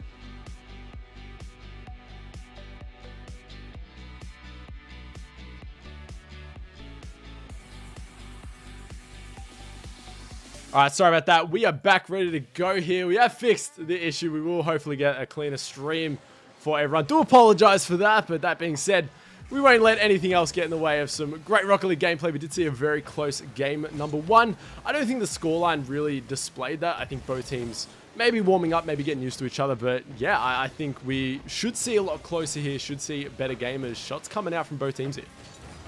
Yeah, absolutely. I mean, we still do see the... we actually have seen the possession going back and forth, like you say, shots fired off on both sides. That opening goal can be important. We have seen, comebacks and things like that. Those leads being turned around already in this series. But will be interesting to see. Remember that right at the moment, RMIT Purple, they're the ones on the back foot. They're the ones who want to find this game. They were so close to making that comeback before. Nice little shot here. Wasn't quite on target to go safely to Finch, who's going to try and clear this one out. Does have to get it past the mid pitch, which they haven't been able to do so far. So RMIT holding that one down quite nicely. Yeah, and shots coming out. Does find one there. Really nice save from Zero there. Able to put that one aside. Almost finding an early goal there. Won't find its mark though. Ball played high. Swinburne Red going for that shot. Couldn't quite get it. Pinch into the midfield. Daxter looking to get the pressure going straight back on. Swinburne Red with the clear. And both teams just really at a stalemate here. No one really able to make any progress moving up the field, getting the shots on target, and just both teams really not looking threatening on the offensive end. Yeah, I mean, we sometimes talk about the fact that when there's two offensive teams, the difference maker is the defense, which sounds kind of contrarian, but it is kind of the case. And I think both these teams stepping back, kind of holding that defense, they really don't want to give up anything they don't have to. So, the opposite of that saying could be true here. But I really like RMIT just owning this midfield, it feels like. Yeah, definitely. Owning the midfield, but I do need to see them start to make those offensive plays. Once they get past the midfield, it's all about getting past the goal line. Is there no one really able to do in this game so far? Brisky looking to make something happen. 50 and won't go in his favor. And actually credit goes to the teammate that found himself in front of net. Yeah, it's a bit of an awkward one in that sense. But I mean, hey, a goal's a goal. I'm sure that right at the moment, Swinburne we're pretty happy with. We're pretty happy with that one. But RMIT, you said they want to step up the aggression. They're going to try and do that now for backboard. And it was Scuttle did get the connection, didn't get the angle. At least kind of held control of it. Here comes Risky, I think it is, for that second play. But yeah, no, it's like. It's kind of like it's the two ends of the field where RMIT struggle. It's like they've got midfield, all they've got is midfield. That's like really rare, I feel like, in Rocket League. But they've got another attempt coming up here. Scuttled gets the pass. Finch just puts it back. Really, really awkward landing for the attacker, and the play is just going to go in favor of Swinburne for a second here. The ball was hanging in net so long there, but no one able to put it away. And it is good. You talk about the midfield pressure. It's not what we do see too often, but so when they get a goal up, they know they just keep the ball in the midfield. They'll keep playing to each other. They don't have to aggress into defense or offense there. Keep the ball where they play best. Can Scuttle get a nice pass back? Will do that. No one there to follow it up. Looks like Zero, I believe, will be on this, looking for that midfield pass play. Won't be able to find it. Finch, he's already got one goal on the board. Maybe fell in front of it, but can he get another one here? Looking for a pass in the midfield. Opts to try and disrupt. Make sure to steal that boost. You do want to make sure you use up all the opponent's resources. If you can keep them stuck on defense with no boost, eventually over time, you're going to get more and more opportunities to score. I do love me some siege tactics in a ball sport. I think that's great. It's something Rocket League has, but not many others do. But a good, like, a high angle defensive play there. And yeah, RMIT, I love the stalling tactic through mid pitch. You have to be able to play through attack or defense, which is usually goes hand in hand. But there it is, just another one midfield break, and it's just a huge punish on the overaggression. I think it was the overaggression. I didn't see the rest of the field state, to be fair, but that's what it felt like. Yeah, when goals like that do get scored, it's usually over aggression, third man pushing too far. Whenever a shot is fired from pretty far back, you can usually bring it forward into, okay, who was last man, who decided to go for the ball, who didn't rotate out. So just those clean rotations seem to be what RMIT Purple are lacking. Can they clean that up in time though? This is the best of 5, already down 2 goals, might have to pull off a reverse sweep. Allers passing out to midfield. Zero not quite there in time, but Finch with a nice third man commit will keep that pressure going. Ball in the corner here. Dax has got to make something happen for his team. Won't be able to. Brisky on the defensive end. We've seen him time and time again with those clears. Scuttled with a great half-court shot, but a great pass from Brisky. Yeah, that was a great little... it's a shame because of where in a replay we don't get to see those goals back. But that was great. That sort of perfect angle is knowing exactly where to play it. I mean, I guess if you've got good midfield control, score from midfield. That was another one so quickly. I was like, they can't get past the defense. The camera angle was a little bit interesting on it, but that was sort of like a force off the kickoff, I think.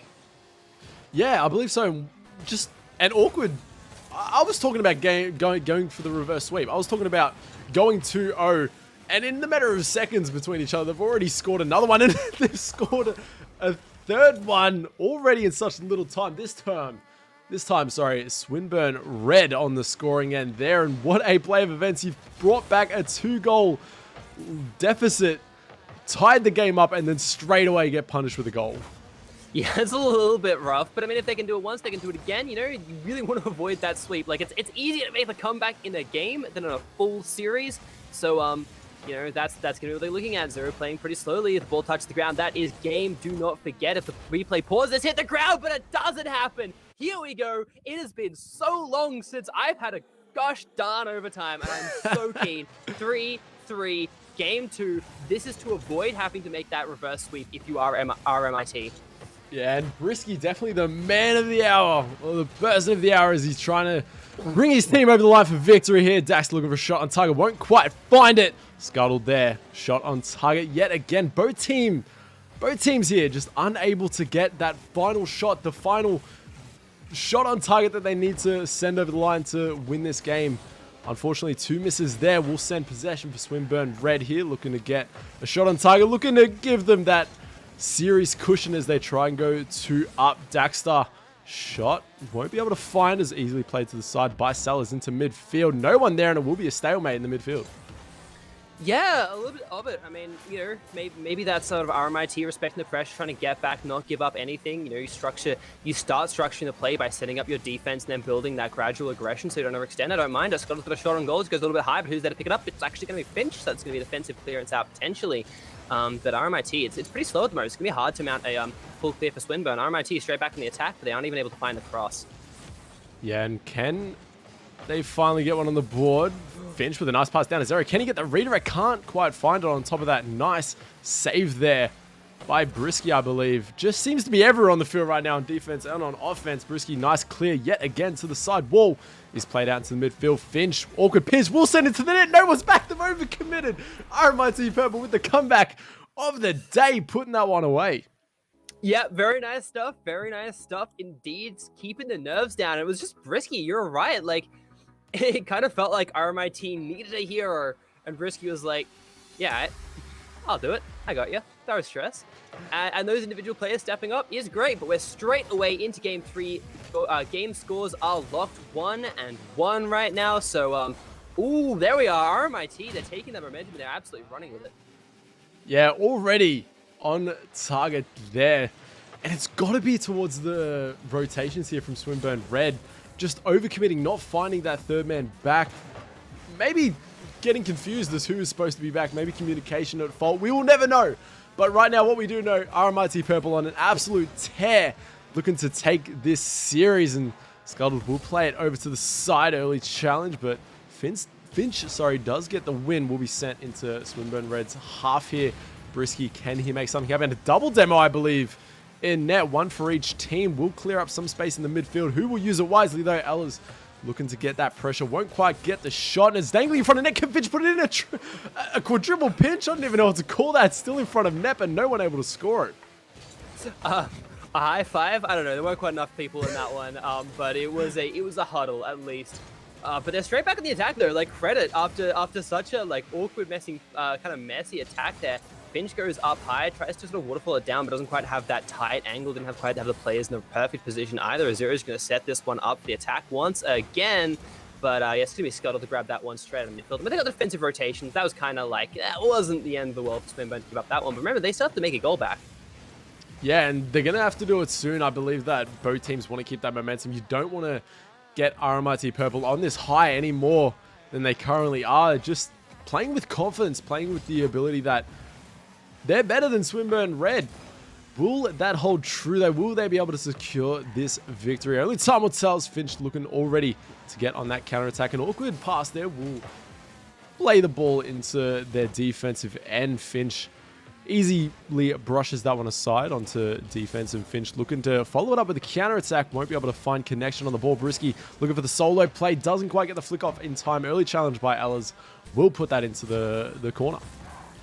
Yeah, and it's a bit awkward to play it out of that one with that little pace. I mean, like again, it's sort of the attackers taking up the same sort of space. They're probably not going to be able to get much of that one. Zero tries to keep the ball alive a little bit. But actually almost was a setup for the attacker here, but it works out for them. Managed to keep it alive as Finch is going in for another one. Almost gets that bounce into goal. Still only one goal right now for RMIT Purple. That was almost a huge whiff as really as Swinburne just pulling on the attack there. They're just trying to like sort of really throw every opportunity they have. And, you know, they got to be wary of that. Right now, Swinburne able to have really good possession in the last minute or so. Yeah, will it be enough? Ellers had a good attempt there. Couldn't quite have the boost to get that one in time. A nice pass over to Ellers. Can he get the redirect? Can't find that one. Finch will be played downfield. Scuttled will keep that pressure going. And really good offensive pressure. Both teams really showing that, you know, once they get the ball over the halfway line, they're going to complete aggressors. They're going to try and starve the team. They're going to use their resources, make sure they're on that offensive end as much as possible. And both teams doing a really good job at kind of dealing with that pressure and then also turning into a quick counterattack. I said it time and time again, I'm just missing that threatening shot, that threatening goal that can really set a team over the line, as they're just trying to putting shots on target. Like Ellers does there, puts that one away. Really nice shot. Will tie up that game. And straight to the point we've made a few times here. One goal lead is not huge. We turned around immediately. Still 1 minute 30 seconds left. So there's a good opportunity for either of these two teams to score. And with the way Swinburne's been kind of pushing that attack and RMIT not wanting to overextend, it's like it might be hard for them to kind of break that rhythm. But here we go. Ball being taken up. They're going up for this attack. They got two players in the post, one play in the middle of the field. So that goal was in the middle of the post. That goal was never going through. And good pressure on the attack by Zero to kind of set this one up. Again, defenders are back. Neither team really want to concede any more goals here, because that's probably going to be the game, right? Oh, never mind. That was over. Might be. I just assumed there was a defender there. I was like, yeah, it's a good time to pass. Defender's going to grab this. It's going to be a safe clip. It weren't dead. Didn't quite have the line on that one. Yeah, Swinburne red. Every single time they've been scored on, it's the failure to, as we think someone's in net. We think someone should be there off the basic rotation.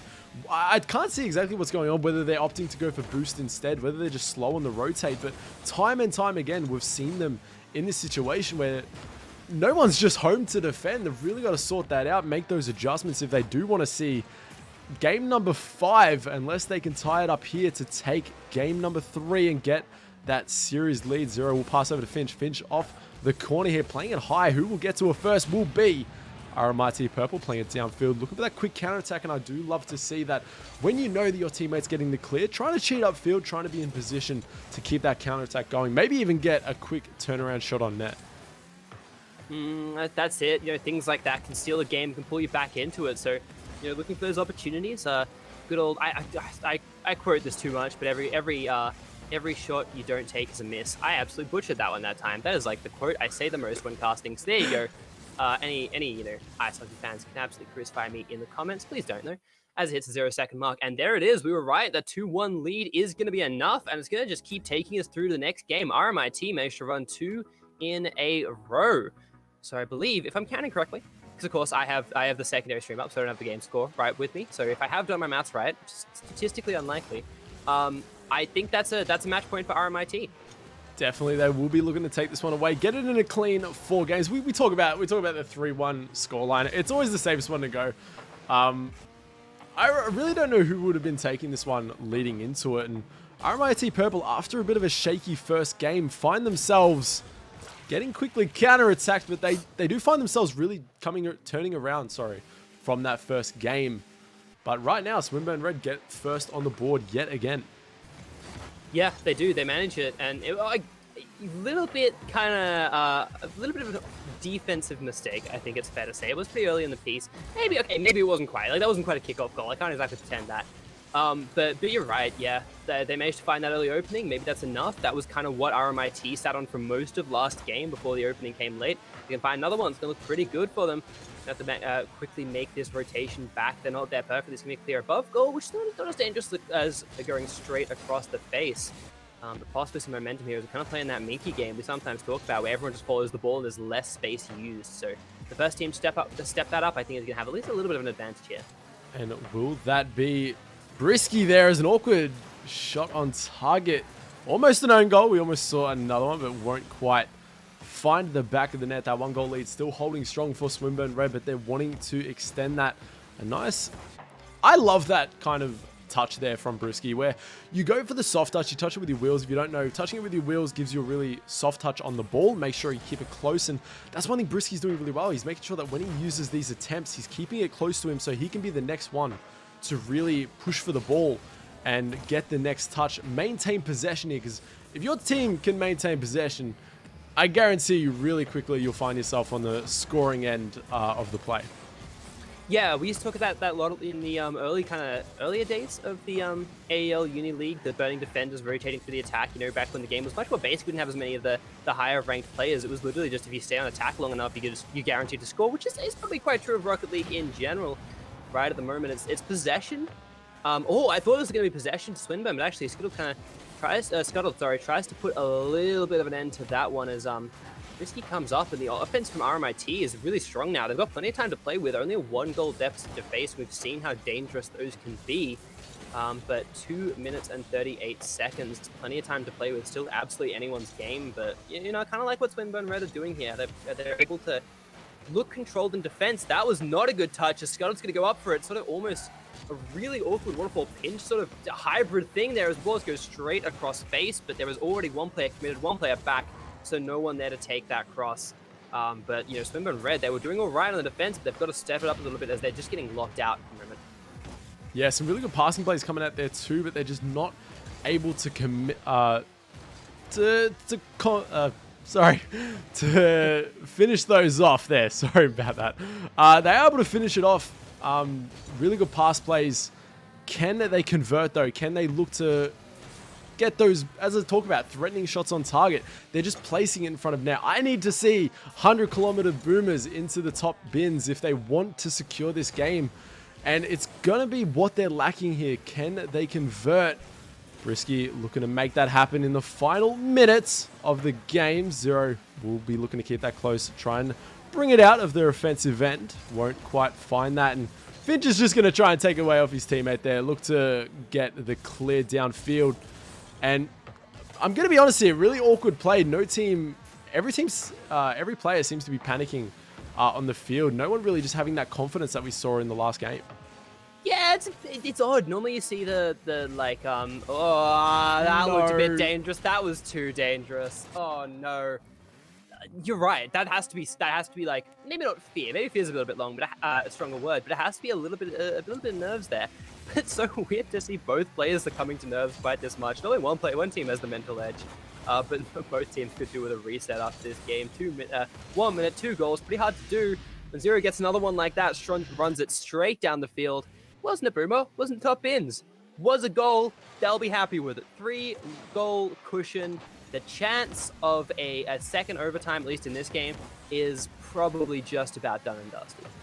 Yeah, I think mental reset is a really good thing now. I think both teams need that. It just seemed to be out of sorts. Not what we're used to seeing. Players just not having the faith, as Brisky does manage to get one on the board, but both teams not having the faith in themselves or the rotations. Kind of one thing I've noticed in Rocket League is you do need a reset word with your team. You do need to utilize the fact that, hey, you know, someone needs to speak up and say, we're playing awkward right now. Let's all go back post. Let's all get back into the rotation that we are so good at. Both teams struggling there does even out to be an even awkward, more awkward goal. So hopefully we will see a reset in the next series, but it will be a game 5, and I think one of the first game 5s that I have casted here in University League, but not if RMIT Purple have anything to say about it. Actually get a last-second goal there, 14 seconds. Can they do it? Oceanic kickoff goal. Let's go. If you're going to be over-aggressive, now is the time to do it. Don't bother about defense. You got 7 seconds left. Scuttle, are you going to do it? Nah, Ella's already...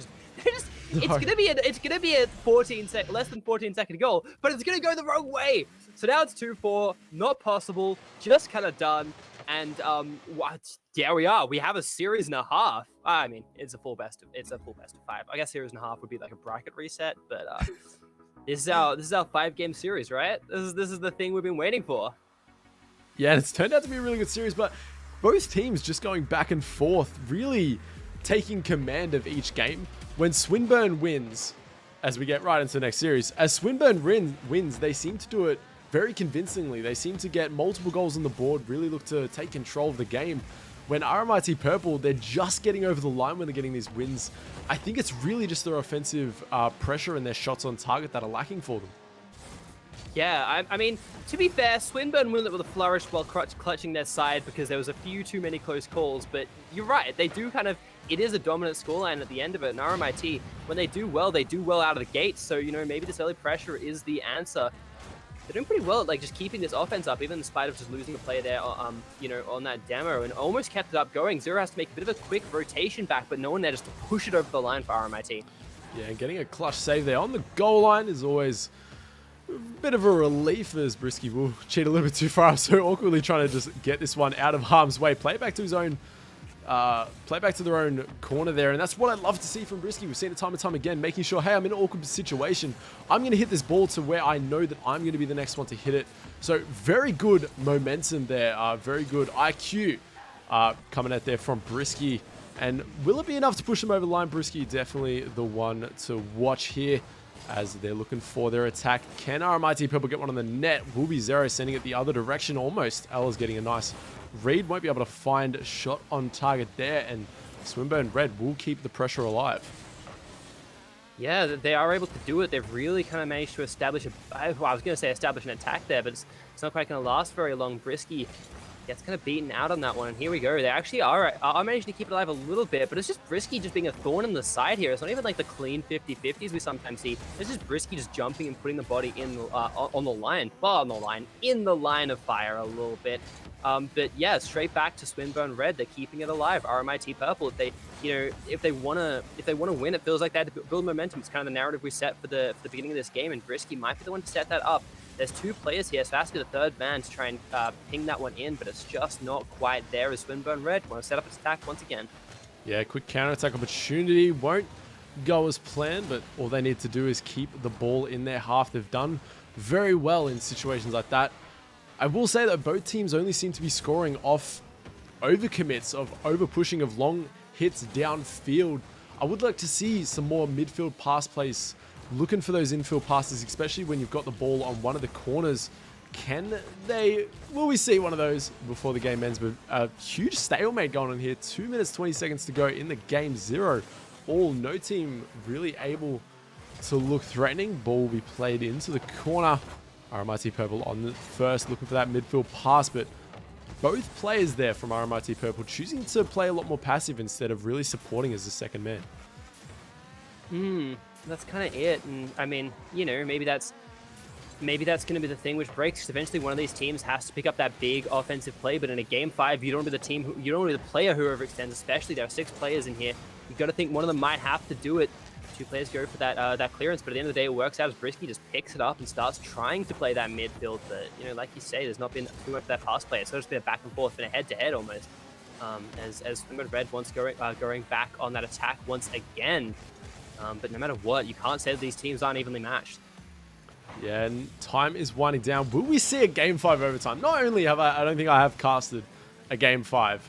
Game 5 overtime will just be all that much sweeter to end it off for the day, as Ella's looking downfield for teammate. Doesn't have the boost, so will opt to rotate out to try and send up Finch upfield. Does get beat, though, so Brisky will have time. Ella's picking it up. Shot on target. Yet again, we see the third man overcommit, and that's going to be yet another goal for Swinburne Red. Both sides of the field, these third man's overcommits, we need the communication to really pick up. Yeah, that's got to be it. And I know when the sort of that saying, that old like League of Legends saying, where when the games get tense, the comms get quiet, and that's how you know you're in a bad spot. So, you know, we don't need that. It was very close to that just being almost an uncomebackable lead.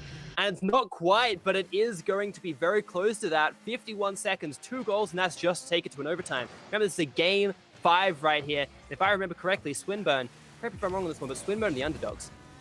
I think so, and no, sorry, actually, Swinburne are sitting second in the pool, so they are favourites going up against RMIT Purple, but RMIT Purple proving that they can take it to this team. They're just missing those slight offensive I've said it time and time again. I'm going to keep saying it.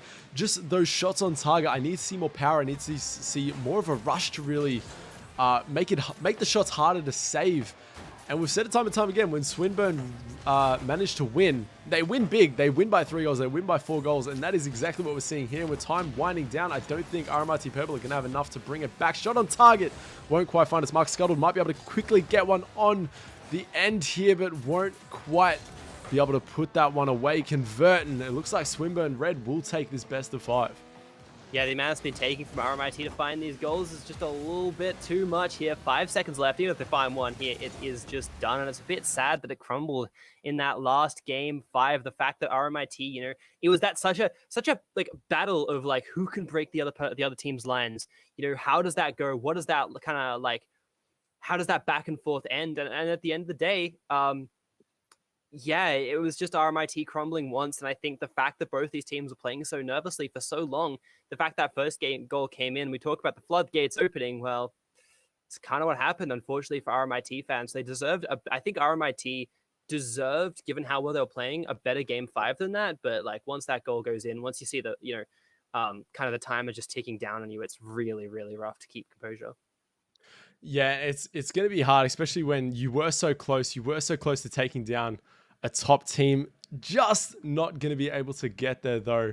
You do hate to see it, but I think that can give the team a lot more moving through to really try and work on those little things. They are still very close to making that final push there for the finals. So, look, I hope we will see them in playoffs. If I do get to cast the finals, I hope that I do get to see them there. But that being said, that is over for us today. We had some great games. The first 2 were a bit of shutouts, but I think that second series had a lot to offer. It was definitely a lot closer than the series score. And we got to cast game 5, and I don't think we can be too upset with that. That's exactly it. It was a good first 4 games. Last one, it had its structure. It was nervous. It like kind of had you on the edge of your seat. So pretty good game as well. I mean, it might have been the sort of the weakest of the 5, but like to call a spade, it kind of was. But like even then, that's because of the strength of the other 4 games, I think. So great season to end. Great set to end it all out for today. It's been absolutely great casting with you, Tins. It's been a wonderful experience. Hopefully, get to cast again at some point in the future. But exactly right. It has been a pleasure. I did enjoy it.